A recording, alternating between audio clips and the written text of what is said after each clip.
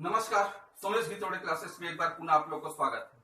मैं Somesh Kumar Gitode MSc mathematics BEd assistant professor बनने के लिए जो क्वालिफिकेशन होती है, पात्रता परीक्षा होती है, सीजीसेट और मैंने क्वालिफाई किया है और टीचर बनने की पात्रता परीक्षा सीजीटेट भी क्वालिफाई किया है। एक बार मैंने रेलवे का एनटीपीसी ग्रेजुएशन लेवल का मेंस भी दिया है और इसके सीजीपीएससी मेंस मैंने 5 बार दिया है और सीजीपीएससी 2019 मेंस के लिए भी मैं क्वालिफाई हुआ हूँ। अभी जो लेक्चरर मैथमेटिक्स का पोस्ट निकला था सीजी व्यापम के जरिए स्कूल एजुकेशन डिपार्टमेंट में, उसमें मैं सिलेक्टेड हूँ और अभी वर्तमान में मैं सीजी व्यापम के ही जरिए हायर एजुकेशन डिपार्टमेंट में इस जो गवर्नमेंट कॉलेज है उसमें लैब टेक्नीशियन के पोस्ट पर पोस्टेड हूँ। इस प्रकार कुछ प्रतियोगी परीक्षाओं का मुझे अनुभव है, जिसके आधार पर मैंने यह वीडियो बनाने का प्रयास किया है। आशा करता हूं कि यह वीडियो आपको मार्गदर्शन प्रदान करेगा और जितनी भी प्रतियोगी परीक्षाएं हैं उसके लिए आपको लाभ मिलेगा। मैं बता दूं, इसके पहले मैंने छत्तीसगढ़ के अलग अलग टॉपिक पर बहुत सारे वीडियो बनाए हुए हैं। यदि आप उन्हें देखना चाहें तो मेरे चैनल पर आप जाकर देख सकते हैं और पसंद आए तो जरूर उसे लाइक कीजिए, शेयर कीजिए और सब्सक्राइब करना न भूलें। साथ ही साथ कमेंट करके भी मुझे बताइए कि ये वीडियो आपको कैसा लगा। आपका एक एक कमेंट मुझे मोटिवेशन प्रदान करेगा और जो भी मेरी कमी है या गलती उसको मैं सुधारने का प्रयास करूंगा और आगे आपके लिए अच्छा से अच्छा वीडियो प्रोवाइड कर पाऊंगा। मैंने सभी वीडियो और प्लेलिस्ट भी बनाया हुआ है, उसका लिंक डिस्क्रिप्शन बॉक्स पर दिया हुआ है, उससे आप देख सकते हैं। साथ ही साथ मैंने करंट अफेयर्स और नोट्स के लिए टेलीग्राम चैनल भी ओपन किया हुआ है। यदि आप मुझसे जुड़ना चाहें तो जुड़ सकते हैं, उसका भी लिंक मैंने डिस्क्रिप्शन बॉक्स पर दिया हुआ है। चलिए आज का वीडियो लेक्चर प्रारंभ करते हैं हम लोग। आज हम देख रहे थे आधुनिक भारत में जो मराठा प्रशासनिक व्यवस्था है उस पर हम चर्चा करने वाले हैं। मराठा प्रशासन के ऊपर 4 वीडियो मैंने पहले से ही बनाया है, तो आज उसका अंतिम भाग हम देखते हैं कि मराठा की प्रशासनिक व्यवस्था कैसी थी। उस पर हम एक परीक्षा की दृष्टि से नजर डालते हैं। ये सभी परीक्षा, चाहे सीजी व्यापम हो, सीजीपीएससी प्री हो, चाहे मेंस हो, चाहे एसीएफ के एग्जाम हो, चाहे अन्य कोई भी लोकल एग्जाम हो छत्तीसगढ़ से संबंधित, तो उन सभी के लिए आपको मार्गदर्शन प्रदान करेगा। चलिए आज का वीडियो लेक्चर प्रारंभ करते हैं। मराठाओं की प्रशासनिक व्यवस्था कैसी थी? हम जानते हैं कि मराठा की प्रशासनिक व्यवस्था जानने से पहले हम जान लेते हैं कि इसके पहले जो शासन था वो कलचुरियों का था। 1741 में भास्कर पंत जब छत्तीसगढ़ में आक्रमण करते हैं और रघुनाथ सिंह अंतिम शासक होते हैं कलचुरी राजवंश के, तो मराठों के अधीन वो पहले सत्ता प्राप्त करते हैं, उनके माध्यम से शासन करते हैं। तो वहां से एक कहा जाए तो रघुनाथ सिंह कमजोर शासक थे, आर्थिक स्थिति भी बदहाल थी कलचुरी राजवंश की, तो छत्तीसगढ़ की, तो ऐसी मतलब कुछ अच्छी परिस्थिति में शासन व्यवस्था मराठों को नहीं मिली थी, तो उन्होंने ज्यादा परिवर्तन भी नहीं किया था व्यवस्था में, लेकिन इतना था कि केवल टैक्स लेने में, आर्थिक लाभ प्राप्त करने में ही ज्यादा जोर उन्होंने दिया था। उन्हीं सब व्यवस्थाओं पर हम एक नजर डालते हैं। उन्होंने जो शासन किया था उनकी कुछ प्रमुख विशेषताएं देखते हैं कि कौन कौन सा प्रकार से उन्होंने शासन किया था। पहला है खालसा क्षेत्र के माध्यम से शासन किया, जमींदारी क्षेत्र के माध्यम से शासन किया, फिर सूबेदारी व्यवस्था के माध्यम से शासन किया, फिर परगना क्षेत्र के माध्यम से, परगना पद्धति के माध्यम से शासन किया, ताहूददारी व्यवस्था के माध्यम से शासन किया, लाखा वाटा व्यवस्था लागू थी उस समय, और जिलेदारी व्यवस्था के माध्यम से शासन किया था। ये सब शासन व्यवस्था के बारे में हम एक नजर डालेंगे परीक्षा की दृष्टि से, और साथ ही साथ जितने भी प्रशासनिक अधिकारी थे मराठा कालीन उन सब पर एक नजर डालेंगे, उनका कार्य क्या था उस पर भी, और साथ ही साथ मराठा कालीन जो व्यवस्था थी जिसमें धार्मिक, राजस्व, न्याय, पुलिस, सामाजिक, आर्थिक, ये सब व्यवस्थाओं के ऊपर हम एक नजर डालेंगे। चलिए आज का वीडियो लेक्चर हम प्रारंभ करते हैं। मराठा प्रशासन व्यवस्था में सबसे पहले देखते हैं खालसा क्षेत्र और जमींदारी क्षेत्र। मराठा लोग अपने जो जमीन है उसको खालसा क्षेत्र और जमींदारी क्षेत्र उसमें 2 भाग में बांट दिए थे। वो परगना जो 27 परगना था उसके माध्यम से उन्होंने परगना विभाजित किया, फिर जमींदारी और खालसा क्षेत्र में विभाजित किया। खालसा क्षेत्र ऐसा क्षेत्र कहा जाता था, ऐसा भूमि को कहा जाता था जो कि मराठाओं के नियंत्रण में रहती थी, उस व्यवस्था को कहा जाता था, उसके लिए मराठा ही प्रशासक होते थे। और दूसरी व्यवस्था थी जमींदारी व्यवस्था, जमींदारी क्षेत्र। इसमें कृषि भूमि को जमींदार को सौंप दिया जाता था और जमींदार से उसके एवज में एक टैक्स लिया जाता था, उस टैक्स का नाम था टकोली। याद रखिएगा, उस टैक्स का नाम था टकोली, इसको बिल्कुल आप याद रखेंगे, जमींदारों से लिया जाने वाला टैक्स टकोली। तीसरा व्यवस्था था सूबेदारी शासन व्यवस्था। सूबेदारी शासन व्यवस्था के बारे में बता दूं, सूबेदारी शासन व्यवस्था ये वेंकोजी भोसले ने प्रारंभ किया था, मराठा प्रशासक। इन्होंने छत्तीसगढ़ में ना आकर नागपुर से प्रशासन करना प्रारंभ किया और छत्तीसगढ़ में सूबेदार भेजे। और पहले सूबेदार आपका महिपत राव दिनकर थे, उनके माध्यम से उन्होंने प्रशासन प्रारंभ किया और अंत में आपका यादव दिवाकर थे। तो इस प्रकार से मराठा प्रशासन व्यवस्था में सूबेदार के माध्यम से शासन करना एक मतलब प्रशासनिक अनियंत्रण की स्थिति उत्पन्न हो गई थी। इसमें चूंकि सूबेदार को नियुक्त करने का कोई आधार नहीं था, न कोई नियम था, न कोई वंशानुगत प्रणाली थी, तो केवल एक ही उद्देश्य था कि सूबेदार जो ज्यादा से ज्यादा टैक्स लाकर हमको दे, हम उसको ही सूबेदार बनाएंगे, ऐसी व्यवस्था थी। तो सूबेदार बनने के लिए एक प्रकार से होड़ लग गई थी और सब लूट खसोट करने के लिए, भ्रष्टाचार करने के लिए आगे आ रहे थे कि हमको तो केवल टैक्स लेना है, बाकी से मराठा प्रशासन बैंको जी को घोषले को कोई मतलब नहीं है। तो इस प्रकार ये सूबा शासन व्यवस्था के माध्यम से क्षेत्र में भ्रष्टाचार, आर्थिक शोषण और अनियंत्रण और अव्यवहारिक कहा जा सकता है और अत्याचार, इस प्रकार की व्यवस्था लागू हो गई थी जो कि छत्तीसगढ़ की जनता के हित में नहीं थी। इसके बाद है अगला है परगना क्षेत्र। परगना क्षेत्र विठल राव दिनकर इसके जन्मदाता माने जाते हैं। विठल राव दिनकर ये 27 परगना में पहले विभाजित था और उन परगनाओं के जो मुखिया थे उनको कमाविजदार कहा गया। कमाविजदार नामक अधिकारी की नियुक्ति की गई जो कि परगना का प्रमुख होता था। इनके माध्यम से शासन इन्होंने किया था और यहीं पर उन्होंने फिर जमींदारी और खालसा क्षेत्र, 2 क्षेत्र घोषित किए थे और जितने भी परगना के प्रमुख होते थे वो सब उनके माध्यम से जो मराठा शासक थे उनको टैक्स देते थे, वहां तक खबर पहुंचाते थे। इस प्रकार ये प्रशासनिक व्यवस्था चली परगना के माध्यम से। इसके बाद है ताहूददारी व्यवस्था। ताहूददारी व्यवस्था एक ठेका पद्धति होता था, ठेका में दे दिया जाता था जमीन को और उसके बदले एक वार्षिक करार किया जाता था कि आप देंगे इतनी राशि हमको इस जमीन के बदले।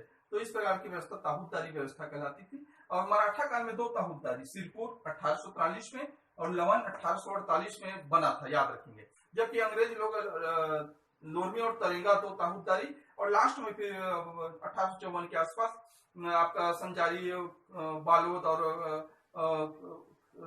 ये संजारी खंजारी, ऐसा करके 2 नाम है ना, ये 3 और ताहूददारी व्यवस्था लागू की गई थी।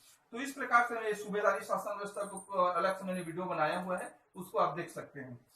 उसके बाद अलग है लाखा बांटा व्यवस्था। लाखा बांटा व्यवस्था के बारे में बता दूं, यह भी एक अच्छी व्यवस्था थी जो कि जनता के लिए हितकर थी। लाखा व्यवस्था, बांटा व्यवस्था में जमीन का अदला बदली, ऐसा जमीन जो उपजाऊ हो उसका हर किसान उसका लाभ ले सके, ऐसी व्यवस्था लाखा बांटा कहलाती। एक बार एक किसान यदि उपजाऊ भूमि का उपयोग कर लेता था तो दूसरी बार उसको मौका नहीं मिलता था, दूसरी बार अन्य किसान को उस जमीन को दिया जाता था और वो फसल पैदा करता था और कमाता था। इस प्रकार से आर्थिक समानता के उद्देश्य से ये लाखा बांटा व्यवस्था बहुत ही अच्छी व्यवस्था थी मराठा काल की।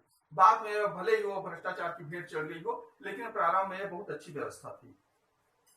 उसके बाद है जिलेदारी व्यवस्था। जिलेदारी व्यवस्था जो क्रॉफर्ड थे, लास्ट ब्रिटिश अधीक्षक, उन्होंने जो कृष्णराव अप्पा थे पहले जिलेदार, उनको सत्ता सौंपी थी और उनके माध्यम से भी शासन का एक क्रम चला जिलेदार के माध्यम से। और ये सब जिलेदार फिर ऊपर अपने जो उच्च अधिकारी हैं घोषला प्रशासन, उनको सूचना देते थे, लेकिन सर्वमुख्य जिलेदार हो जाया करते थे। जिस प्रकार सूबेदारी व्यवस्था थी उसी प्रकार जिलेदारी व्यवस्था भी सूबेदार का एक रूप लेकर आया, एक नया रूप, नया नाम लेकर आया। वही भ्रष्टाचार, वही आपका अत्याचार, आर्थिक शोषण, गरीबी, इस प्रकार का माहौल फिर एक बार पुनः मराठा प्रशासन में उत्पन्न हो गया था।